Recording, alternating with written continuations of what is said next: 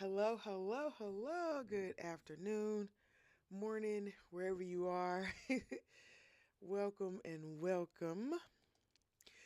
It is Tuesday, which means it is Pleasure Tools Tuesday with Coach Katasha. So today we are going to be talking about different types of external tools and things that you can bring into the bedroom to spice up your intimate connections. Okay. Now, let me give you a little background. Let me tell you where I'm coming from. Why are you seeing me here? My name is Katasha Gordon. I am a certified sexuality educator. I've been teaching sex education to adults for the last 11 years, 10 plus years, almost 11 years. Oh no, this is the 11th year.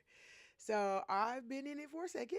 I've been here doing a little bit of work. So um my goal is to bring healthy sex education to you so that you can have a fighting chance at creating wholesome connections and intimate connections with people that you hope to build with and to make a life with while being your honest and full selves. And so this is a class only for adults, okay? So if you are not an adult, I do apologize. You cannot be here, so cut it off. Cut it off, okay? This is not age appropriate sex education for young adults. This is specifically for older adult folk. Okay. There are other sex education options that are more suitable for children and young adults, but this is not one of them. So I do want to encourage you to keep looking for sources, but you won't understand any of this. And this is just going to be this is going to be, these Tuesday shows are dedicated to long-term couples and to people who have been together for a while, but, it may be a little bit stale or, have these other things going on. And so you want to create a little more gumption in your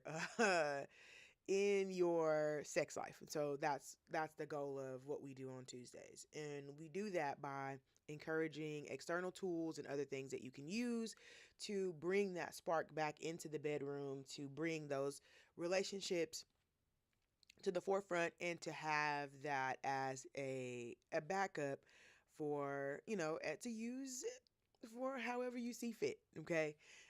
So specifically today, we are talking about um, pleasure and sensory tools. And sensory tools are objects or materials that are used to enhance physical sensations during sexual activity. They are founded in the idea that touch, sound, temperature, sight, taste, and smell all influence your arousal and your intimate possibilities. These tools can deepen the connection between two people, they can heighten pleasure, and they even build strong trust between partners. So, being able to bring things into your relationship and into your bedroom that's going to build trust and further the communication between you two, and build a bridge for you to be able to walk through together. Those are always going to be pluses, especially when you're talking about long-term relationships. So that's what some of these things are. um, Sensory tools are going to be tools that of course affect the senses or have an effect on the senses, and that can be in a bunch of different ways.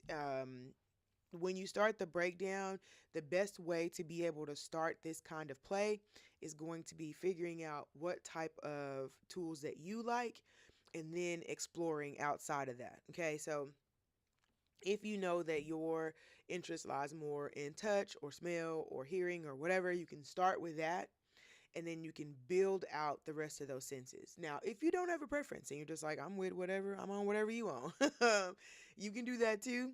And you can just, you can just jump in wherever you feel. But if you want to make it stick, it's important that you don't attach negative situations and negative feelings to it. And sometimes we can do that by not honoring and listening to ourselves and listening to the things that we like, and just kind of jumping in there all willy nilly. So if you know that you are one of those people who, it's going to be ruined if it's not perfect the first time, I would suggest you try or start with something that you like. If you're just curious and you're like, I don't know what I like, also love that. Perfectly acceptable. But just give yourself more grace in case you run into the first couple things you try are not necessarily for you. So let's talk about the types of sensory tools that people usually run into, and we'll break them down by the senses. So let's start with touch tools or touch based tools, or what they call tactile, again, because we're talking about touch. And you can arouse these senses in different ways, but again, it is all in touch, in the feelings and the sensations of the skin and how the brain interprets those sensations during sexual arousal. So, for example, feathers and fur ticklers. You probably run into feathers. You sit down all the time on things that are fluffy and all those, that have different feelings and, can evoke different emotions in the way that you touch things. Like some people have issues with microfiber, all those different types of things. They have a different effect on you if you are in your sexual arousal process, which is if you are in the arousal part. You have different things that are going on in the body. You have the blood that's pumping in different places, that's leaving other places. And so many times you will have different reactions to feelings that turn from, something like a tickler, whereas normally it would be either amusing to you or it would be totally, like, get away from me. When you are aroused, it could have a totally different effect, right? So you're talking about putting the body in a situation where arousal is the base state and then introducing different other sensory tools to that aroused state and seeing how the body reacts. Blindfolds is another way that you can use tactile because you can't see. And so a part of touch is being able to see what you're touching and letting your brain take the information from your eyes and from your fingers and making the assumption on what it is. But if you cannot see, then it removes it removes your sight, but it also heightens the anticipation in the room because you don't know when, where, what you're being touched with, who's touching you, any of that. You're just standing there waiting to be stimulated. And so that can build the anticipation, but it also heightens the other senses. So your sense of your skin becomes super aware as it awaits to be activated, right? And so you're literally just standing there like a lightning bolt, just waiting for some kind of touch. You don't know what it's going to be. Is it going to be a slap? Is it going to be a prick? Is it going to be a scratch? Is it going to be a scrape? Is it going to be fast? Is it going to be slow? And you're just standing there waiting for it. And so that's another way to play with tactile and touch that doesn't necessarily involve the fingers, but being able to process the information that the fingers are actually touching. Because if you don't use your eyes, then you have to use your fingers to feel around to see what's going on. And so it brings more awareness into your hands as you're processing the information. And so, of course, in the sexual arousal. Hey, Super Ninja 535, how are you? um I lost my where I was. Oh, okay. The the blindfolds actually do, and you can do that a bunch of different ways. We'll talk about different types of tools that you can use a little bit later, in place of buying regular tools. But mostly anything that can cover the eyes is gonna send you into that space, which is was what we're looking for. Let me make sure I'm not missing any other comments. I'm gonna pull this out. Actually, did I have to do that? I probably didn't. We'll put you back in there and then I'll pop you out. Look at me. I'm such an auntie. Such an Annie. Okay. And that way I can see that chat too. It doesn't let me monitor all the chats in Streamlabs. So I don't get to see them all. So I have to make sure.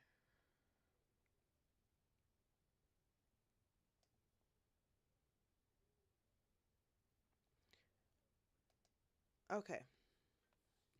Um Silks or rope restraints. Again, this is a sensory tactic that's used to restrict what you can inspect, right? Because your hands, your fingers, and touching, and all of that are sensory relaying. They're relaying information through your senses. And so if you are constrained or restrained, you do not have the access to use your hands. But you also, the type of material that you use, like silk, of course, will have a very different feeling than rope or handcuffs. All of those will be different. And so all of those different things can invoke different feelings in the skin and invite that sexual energy of arousal in different ways. So when you're playing with restraints, you can play with different types of restraints, and it also gives you that little bit of, power dynamics that you have going when someone has full control of their senses and one person does not. So there's a power imbalance there that also just adds a little bit more spice to the intimate connection. Ice or warming gels. Now, these are always good because ice is something you do have on hand pretty regularly. You have to prepare for that or anything, but it engages the temperature play for like the contrast of your body temperature versus the ice, or the contrast of the warming gels versus your body temperature, and how your skin reacts to that, and the surprise of the cooling or the heating effect.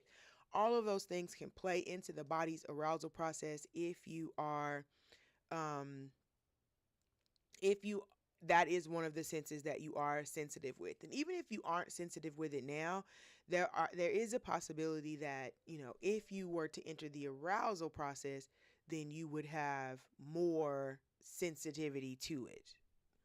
And massage oils and like textured gloves, um massage oils and textured gloves are going to give you that extra glide or grip, whichever one you're looking for. But it's just the skin can be stimulated in so many different ways that being able to determine and or manipulate how the skin interacts with other skin can also be arousing as well.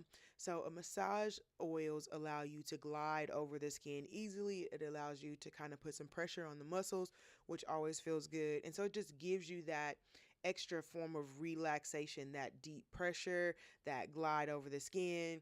And textured gloves just give that the sensation of not that's not something that your skin regularly encounters. And so as you're getting in touch with the textured gloves, your body is trying to determine what that is, but it's not something that it encounters on a regular basis. So if you spend a little bit of time just trying to feel it out and like, what is that? Like, why does that feel that way? And so different types of tactile references you can use to be able to bring into that bedroom. Now, that can go from tactile of using your hands, of receiving on the skin, of giving, of the information processing between eye and touch, all those types of things. So use that information as you will to bring that spark back into the bedroom. Okay. The next one is going to be auditory or sound processing or sound tools. Sound tools for sensory play also are really good. Actually, all of them are really good, but it just depends on the type of person that you are. There are ways that your brain likes to be scratched, that likes to be, stimulated, that may fall in a different category than your partner's or the person that you're dealing with. So you just have to find the category that fits where you are trying to go or the things that make you feel good, and then roll with it, see what else is off in there. So and we participate in these activities regularly without even knowing them, right? And so when you're talking about um sound tools or auditory tools, you're talking about moods, you're talking about setting the playlist or the soundscape for the activity that you're about to engage in. And so we are all moving through these sexual spaces but not really understanding what we're doing in them, or the what's the name for the thing that we're doing, or what are we bringing into the bedroom that someone's already discovered and expounded upon. So when you talk about kinky people and kinky interactions, you're mostly talking about everyone, where everybody's kinky. And I have these conversations all the time when we talk about um when I'm doing talks and shows and all these things, and we're talking about BDSM and different types of play, and people are like, I don't know how people do all that, blah blah blah. But then when we start talking about spanking, and we start talking about talking them through it, and we start talking about rope and being tied up, and people have done all those things. People like a little choke. All those things are things that people are doing, but not understanding that what you're doing is kinky stuff. Like, that's what we consider kink. That is kink. And so you are not better than the people that you do know that are practicing kink, because you are, privately or practicing kink, or you're not aware that you're practicing kink. Many people are practicing kink, way more people than realize. So if you are putting on music and going through soundscapes and setting all that stuff up, that is a form of a sensory tool that stimulates the auditory processes. Like, oh, you're doing freaky stuff, you're doing kinky stuff. No, it's not about that. I mean, it is, but there are a lot of things that are kinky that you don't realize that are kinky. And so this is it. Having a sex playlist is kinky, because it is a part of your auditory processing, and you are using that part of your auditory processing to feed your sexual arousal process. So those things are, again, that's what we are. And so those, having that music or setting that mood or setting the rhythm or the soundscape of the scene is going to be able to heighten that sexual activity and that sexual anticipation for, the scene that you're in. You can also do the absolute opposite of that. Noise canceling headphones or earplugs. If you cannot hear, if you cannot hear what's going on, if you have no idea of what's going on around you, the rest of your senses become heightened. Your blood moves to other places. Your body thinks it's in distress, and it starts sending okay, well, if we can't hear, what do we have? And so it starts, all the workers in your body start moving. And so it just creates a heightened state of being that the body is ready to receive instead of it being a heightened state of being where the body is ready to expel, right? And so in that state, you're using the same energies, the same forces, but you're using them for different reasons. And so, although that anticipation is not something that people normally like to feel in the sexual arousal process, because the anticipation is anticipation to receive, whereas any other times of the anticipation, as that heightens in your body and builds up, the you're waiting to like explode or for it to come outward instead of it coming, you receiving it. And so that's the way that sexual arousal is a little bit different. That's a little conversation that's probably a little bit more for pain and pleasure, but we fall into things, all right? Intersectionality. So, but that's even, being able to completely remove someone's ability to hear still puts you in a zone. It still feeds that arousal process and can, if that's the type of person that you are, it can heighten your your arousal process, which makes for better climactic experiences, and it makes for more frequent climactic experiences. So you should definitely be using whatever tools you need to get you to them to do that for sure. All right. And then, of course, we're talking about sound. I've been seeing a whole lot of videos on talking her through it, talking him through it. That is a form of kink. It absolutely is. It absolutely is. And so being able to use your voice communication or, dirty talking is a part of that, because you're taking a conversation that's not, this is not the time to be having this conversation. We're both supposed to be focused, but you're incorporating these words that are increasing the amount of desire that I have. It is increasing the amount of the arousal that I have, because I like the way you talk to me. I like the voice you're talking to me in. And it's just bringing me closer to that point with much more energy and much more fever. And that's what gets you to that, amazing orgasm. Now, not everybody is a talker through it kind of person. So you have to keep that in mind too. Again, the goal is to find the thing that most resonates with you. If you are not a talker through it person, and you want to, that's probably not a good place to start. Okay. Now, I'm not saying that you can't try that, but maybe try something that's a little bit, start with a sensory tool that's a little bit more familiar to you, and then you can branch out to play, right, and to discover. All right, the next one is going to be visual. So we're talking about our sight.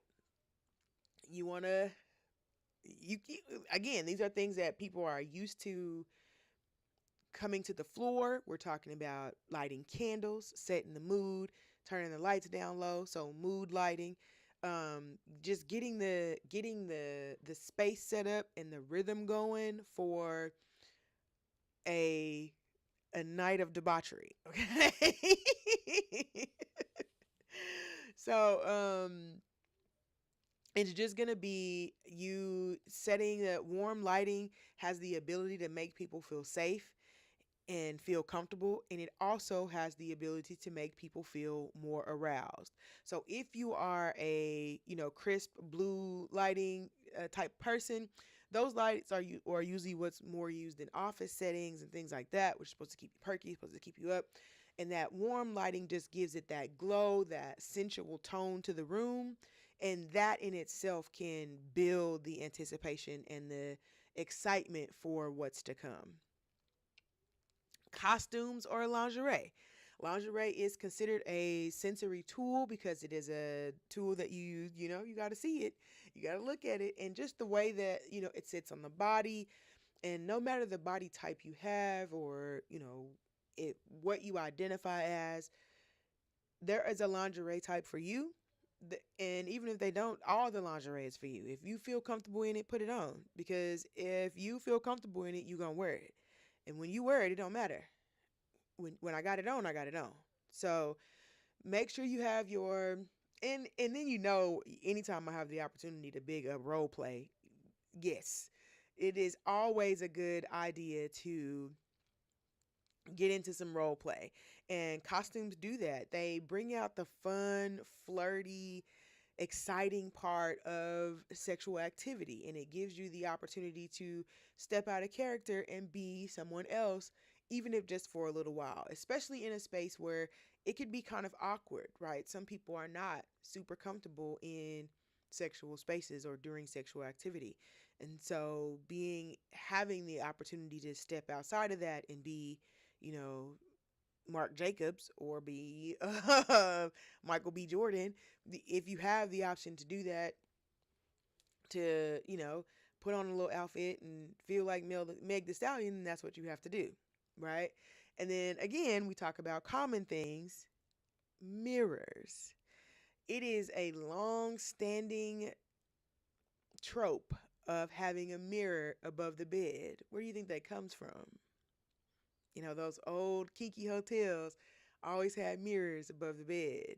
Where do you think that comes from? Yeah. So those types of things, and seeing your body and seeing your partner's body, that and but still being in the middle of it, right? You're not watching it later, you're not watching it on the side, like you're in it and you're watching it. All of that is going to bring a heightened sense of passion and arousal to that scene. The next one's going to be and these two are going to be together. It's going to be your olfactory and your gustatory, which is your taste and your smell, right? Because all that's together, all that's right in there together. So these kind of things are going to be more like edible body paint and like the flavored lubes. You get the little packages of, banana fruit and creamsicle and all those things. Again, all those things are supposed to just bring that extra excitement and that extra little into the bedroom, and they give you the opportunity to see like what kind of smells turn you on, what kind of activity are we thinking about, like what do we want to bring into this. And that even goes for like food, bringing food into the bedroom, and bringing strawberries and bringing honey and whipped cream and all these types of things into the bedroom to just give you that extra little sensory gumption to make sure that, to ensure that if that is the kink, that the body is turned on and tuned up. That's what we want. You can also use scented oils or scented candles. They work as well. There are a lot of like peppermint flavored candles and oils and different type of things. And some of those smells are specifically used for arousal processing. So if you have a partner who loves vanilla, or if you are a person who loves those types of smells but doesn't have a scent profile or anything for it, one of the great ways to do that is to buy a candle, and buy that candle for your intimate connections. And that's specifically what that candle is for. I light these only when I have an intimate connection, and then you will associate that scent to arousal, and that's the way the brain does it. I don't have nothing to do with that. Don't don't come for me. But I'm just saying that's the way the brain does it. So you can light that. I saw a video of a woman who said that every time that she would get intimate with her husband, she would wear the same perfume. And then one time she wore that perfume to a party, and he went absolutely feral. And I love that, right? I love the idea of being able to use those olfactory sensors in another scene, but makes you go back to this moment that we shared, or make you think like, wait a minute, is it? What are you wearing that for? Like, I know what that scent means. So you use that as a tool to be able to push it, to be able to get you to that point, okay? And so what are we using these for? The sensory tools enhance pleasure by adding variety, and it also adds a little novelty and excitement to the relationship, because you can be funny, you can be playful, you can be super sexy, you can be ultra erotic, you can be dominant, you can be submissive, you can be so many different things, and it just adds a variety into a relationship, especially long-term relationships that may have lost that over time. It also helps deepen connection. Again, when your partner is taking an interest in the type of things that you like, and you are also taking an interest in things that they like, it can't help but to be beautiful. But it also lets you discover things together. It lets you go on that journey of discovering what those are together, of just like, let's just try it, let's just see what oh, I like that. I know, I mean, it was okay. I kind of, the thing that we did yesterday was like that, I really like that. But I mean, this one was okay. I'll definitely do it again. But just going through it, figuring it out, touching on what feels good to you, and then being able to do that in a shared space with someone that you trust. It improves communication, right? Because to do that, there has to be conversations about consent, what you like, what you don't like, and you get the opportunity to bring something to the floor and you get feedback for that. So that's the best way to ensure that the both of you are having the time of your lives, is if you can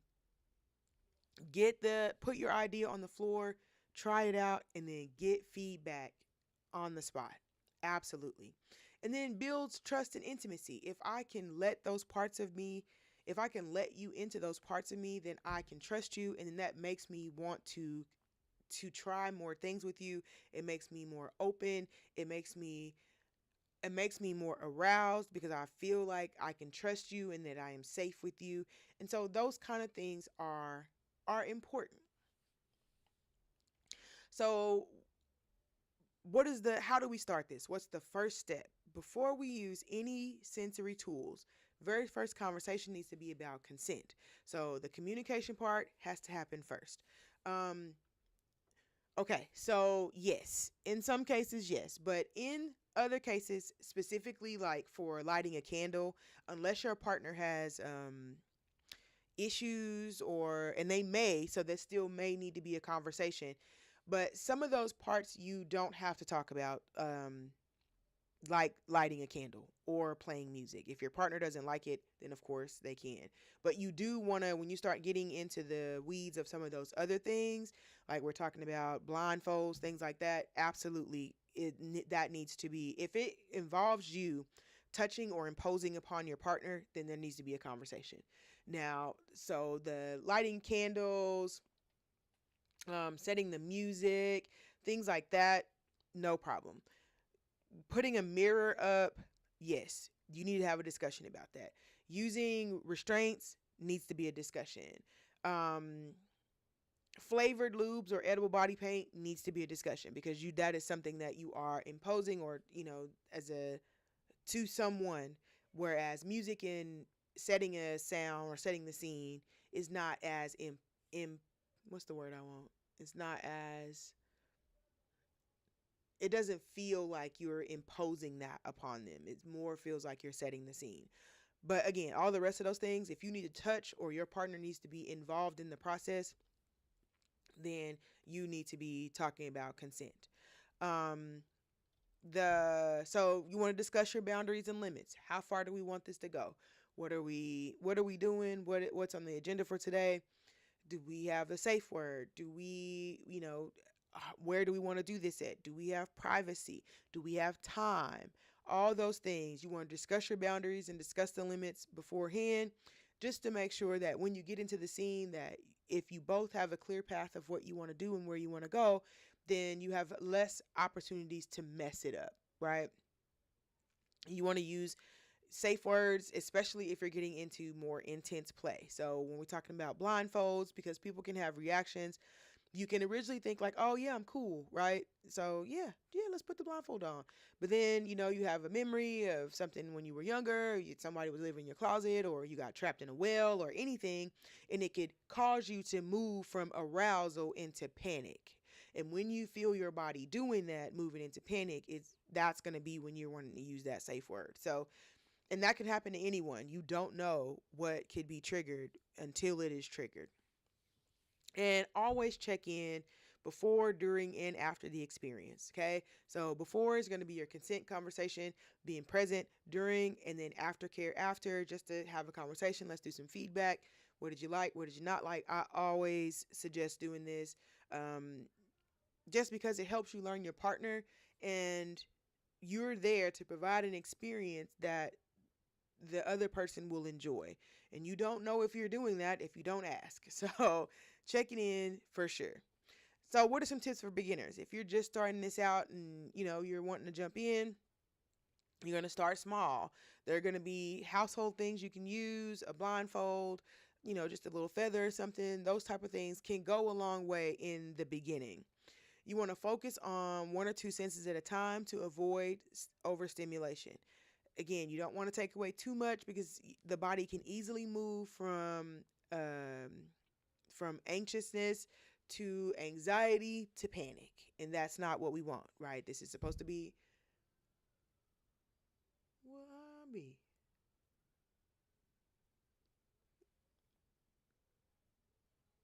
I think I've been chasing that net for like 3 days. I'm pretty sure I have. And then every time I'm looking for him, I can't find him. I got him. He in there too, because I don't see him flying no more. Okay, I don't see him in here. Dang, I really thought I had him. I'm pretty sure I grabbed him. I don't see him on my tail though, and I don't see him on my hands. We'll see. I'm sure he'll be back flying in front of the camera if if I didn't get him. Um, So, and again, you want to not do too much in the beginning because you don't want to get overstimulated. If you take away too many senses, the brain can't figure out what's going on and it might move into panic instead of arousal. And then, of course, debrief afterwards. What felt good? What you like? What do you want to try next time? How are you feeling about X, Y, and Z? Okay. So to do that, most of the things that you're going to have to start with sensory play is going to be let me pull this up, is going to be things that you already have, right? You won't need to purchase very many new things.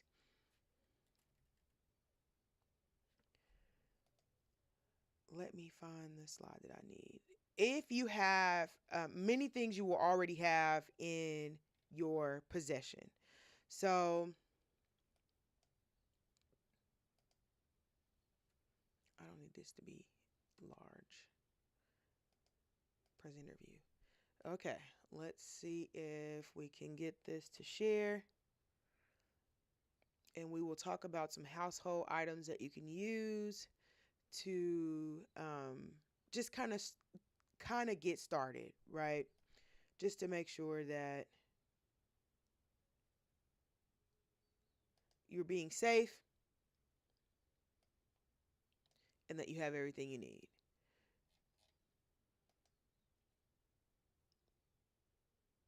Um, Not you. It is you. Okay.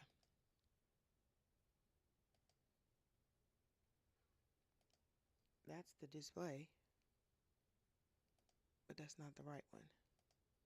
Oh, I need window. One of these days I'm gonna figure this out. Well, I guess it's not gonna be today. All right. So we're talking about items that you can use, that you should have on hand to be able to use to enhance, bedroom play and how to safely use them. Okay, that's what we're gonna cover now. So, don't be that. Don't be red. Okay. Ties, stockings, or tights. Again, these are all things you are gonna have already. Please don't use your grandma's family heirloom tights or anything like that because you don't have to mess this up. It's gonna be something you're gonna have to mess up. So if you're using ties, stockings, or tights, make sure you're using something that you can throw away, get rid of if you need to. If you have to cut them out, don't use your favorite 4th of July stockings or nothing like that. But these are things that you will have on hand that you can use to restrain, and you can restrain yourself and with um by tying your or restraining yourself or restrain a partner by tying something to a column, which is going to be a leg, an arm, ankle, something like that, and another item like an armchair, bed rail, something like that. So you can use those interchangeably, and You don't have to buy anything. You should have those on hand. Foods and ice. Again, we talked about how sensory items from taste and smell.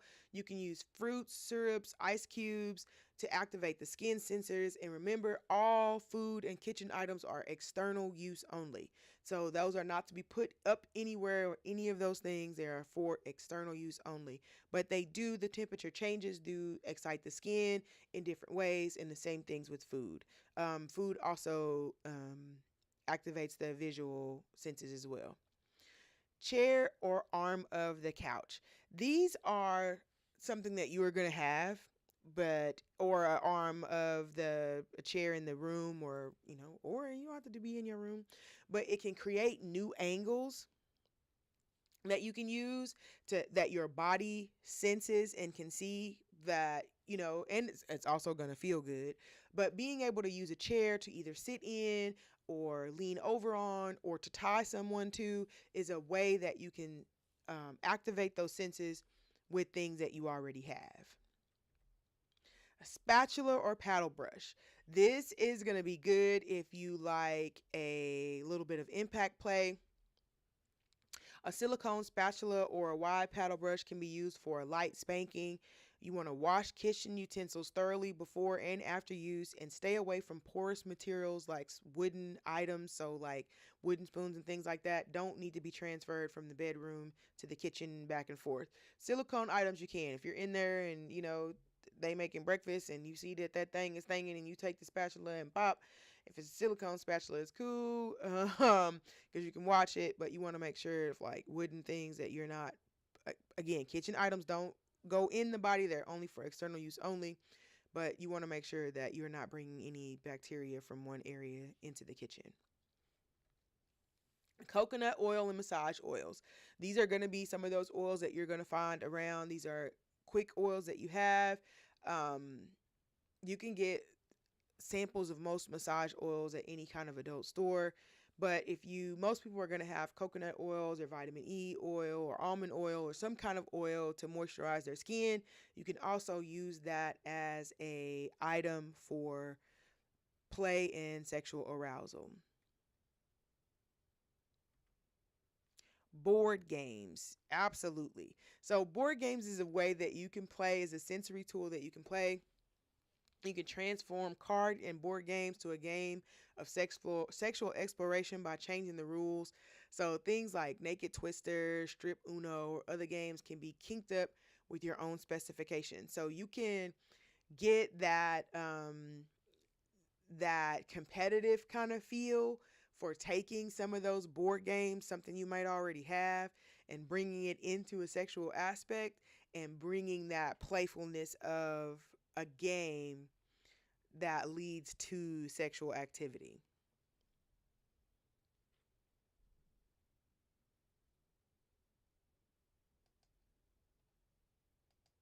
Oh, was that the last one? Oh, okay.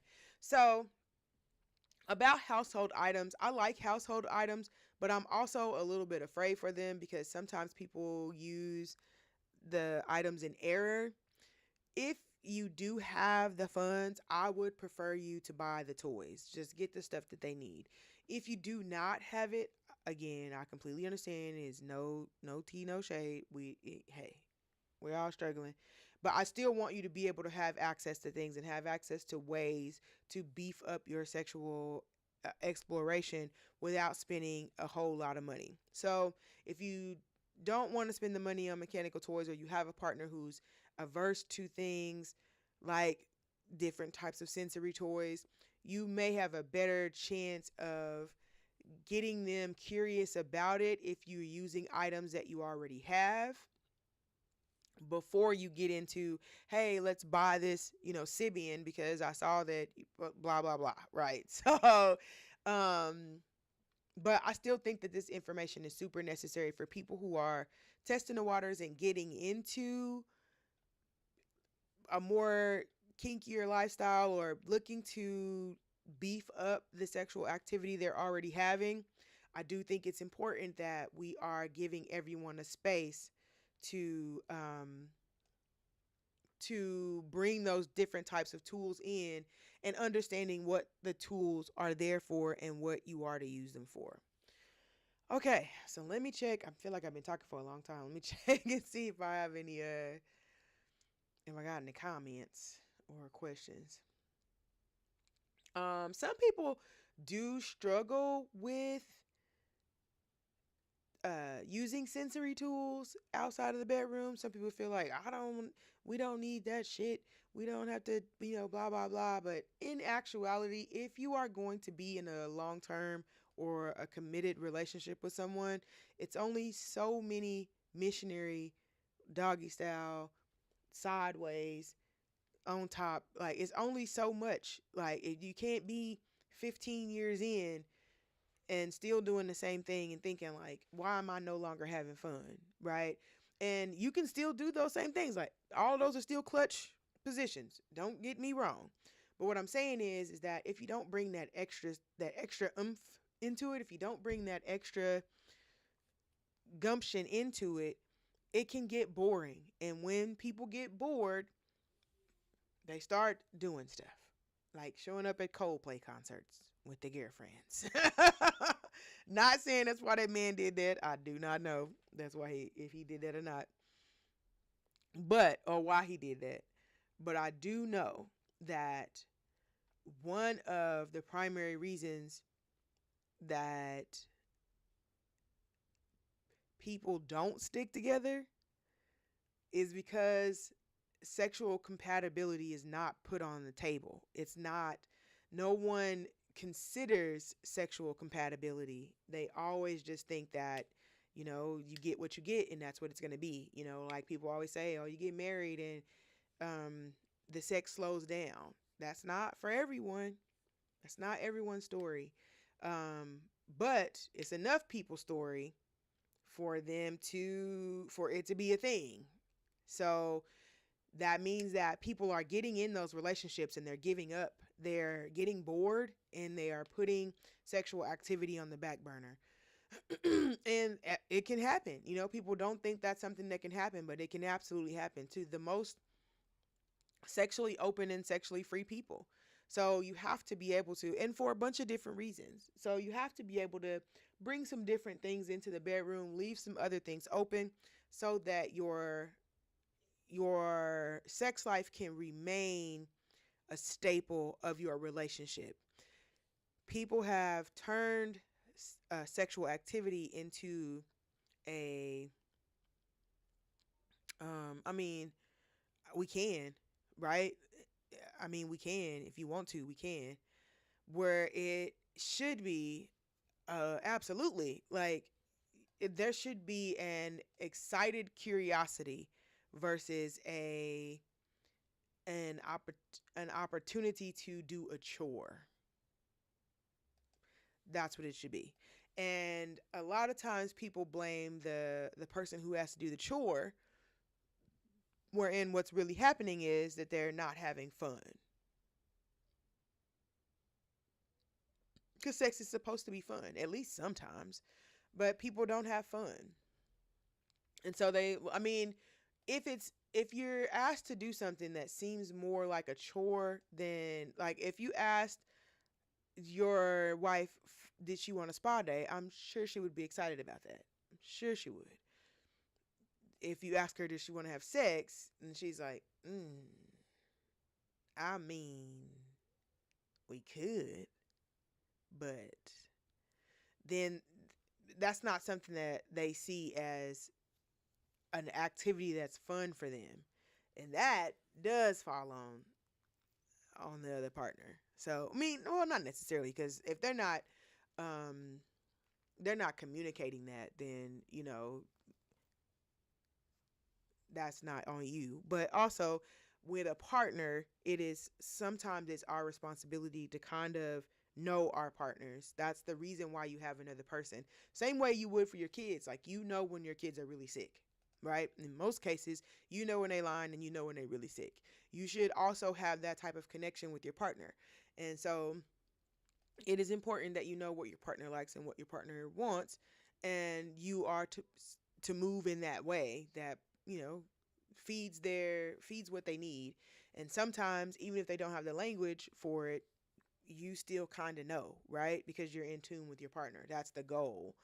Um Even if you don't know what it is, you know something's amiss, right? Something's wrong. So, is we haven't been having a lot of intimate connections lately. Is there more that you need me to do to open up that space for you, or like is there something that you want to talk about, or any of those things? There's a bunch of other things you can do before you can go cheat and get caught on the jumbotron. Is all I'm saying. That's all I'm saying. So just make sure before you get caught on the jumbotron that you've had the conversations, right? It's I don't think that it's discussed as often as it should be, and or how the importance of it, and how people have big emotions and big feelings surrounding sexual activity and the interest that they could have in it. So you're giving yourself a chance to bring that spark back into the bedroom, or to even keep it. It's not even saying that you've lost it. Like some people um are doing it to keep it. So don't feel like you're less than if it is fading or waning. That apparently is a growing part of what's going on. So yeah. Okay. Let's see.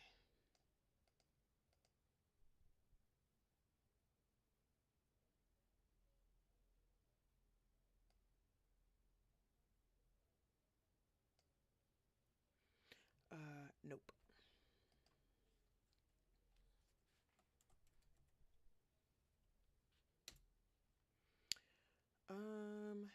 Kids is texting me. Of course they are. I said, "Oh, I'm busy." No. Can we have donuts? No. You're nuts, man. Um, we'll get something when we leave. Um, okay. I don't think I'm. Hold on. I think I got all the chats up. Oh, that's funny. Weird. That's weird.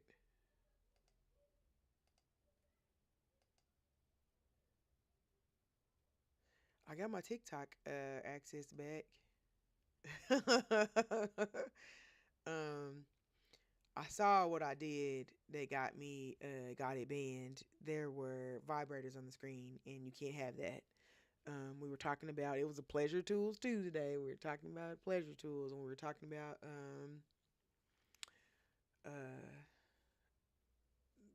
uh, vibrators that have the haptic tools, like for couples, where you can use the toy on one end and then another toy on the other end, and they're synced up with each other. Yeah, that's what got me. But they just put me on a ban for put me on a ban for 30 days. I was like, oh, okay. I mean, technically they were right. I read the guidelines and it was saying you can't show any of those types of materials. So I was like, oh, okay, all right. But I wasn't showing it in that way. But like, yeah, I get it. Um, so yeah, so I didn't bring any today because I didn't want them. Even though I could have brought like, but I don't want no trouble. But I did.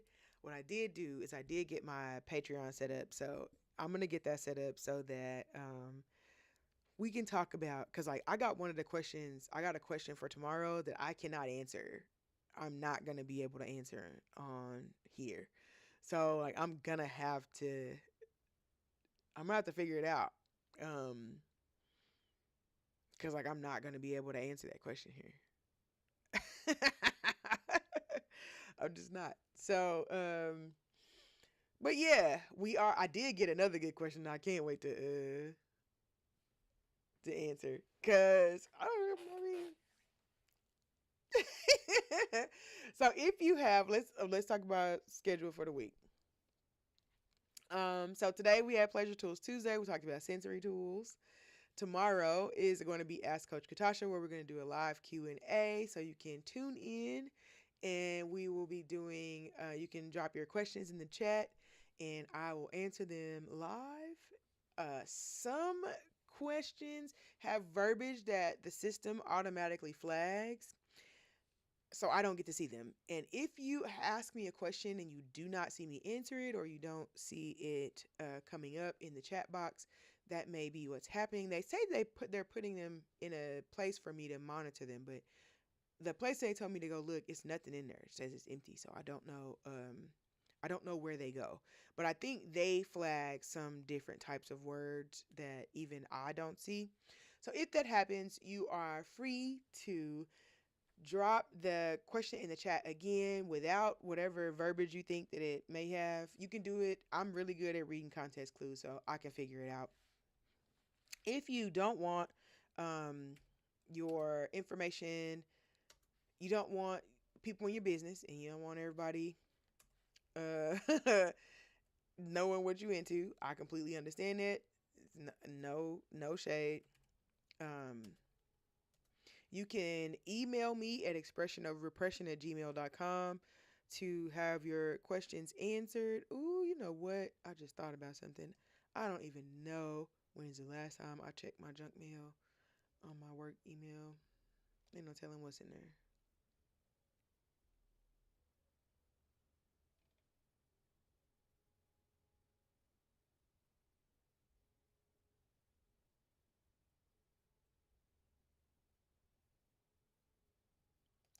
Oh, and see. Um, hmm.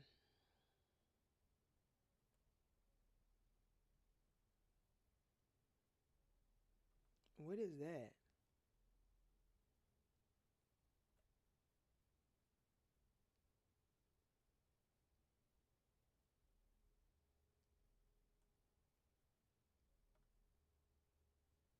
I did that, right?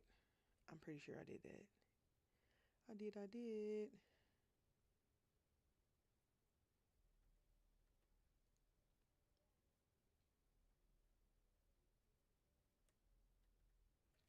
Okay.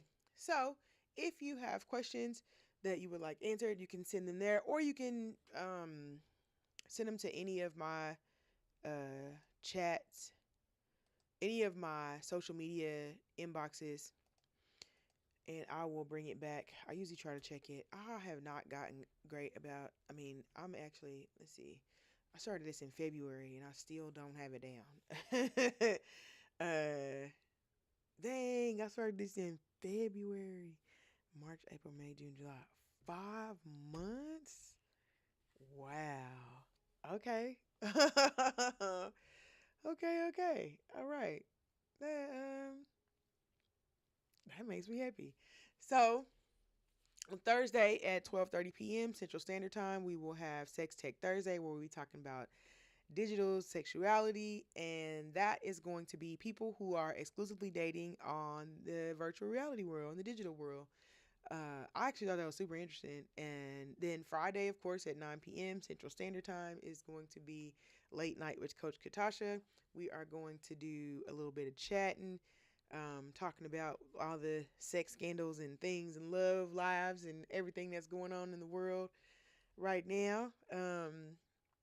We'll be doing that 9 p.m. Central Standard Time. So make sure you're following us so that you get your notifications for the shows, and make sure that you're following us and linking up with us on socials. You can send us questions or show ideas and all that stuff. I love talking about different types of um, sexual things, activities, health, whatever new is coming out. I love it all. So drop it in my inbox if you see a new toy or some new research that's come out about something. Absolutely send it to me. I would love to have that at expressionofrepression@gmail.com.